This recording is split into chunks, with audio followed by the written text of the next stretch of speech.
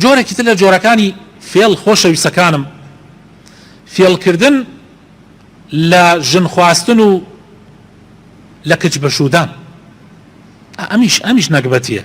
کچەکە عیبێکی هەیە، بۆ نمونە نەخۆشی دەرونی هەیە، یا پیاوەکە نەخۆشی دەرونی هەیە باسی ناکەن، یا نەخۆشیێکی تری هەر باسی ناکەن، ئەیشارنەوە تا کابرا ژنەکە ئەخوازێ یان شووە کاتە پیاوەکە کار لە کار ئەترازێ، دوای ئەوە پێیەزانێ و مەسروفێکی زۆر و خەسارێکی زۆر و جاروایە ناچارە بێ تەلاقیشی نادا، یان ئافرەتەکە ناچارە بێ لەلای ئەو پیاوە ئەمێنێتەوە بەناوە دڵی.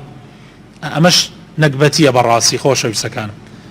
ئافرەتێک کاتە خزمەتی پێغەمبەر صلی الله عليه وسلم فەرمووی ئەی پێغەمبەری خوا، من کچەکەم تووشی نەخۆشیەک هاتووە، بەهۆی ئەو نەخۆشیەوە قژەکەی وەریوە یا قژەکەی تێک چووە، ئایا ئەتوانم قژێکی تر ئەمەوێ خوازبێنی هاتووە، ئەتوانم قژێکی تری پێوە ڕەبت بکەم تا بیدەمەشوو؟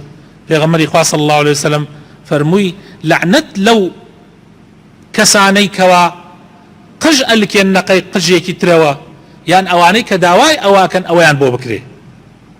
دروست نییە، فێڵ دروست نییە خۆشەویستەکان.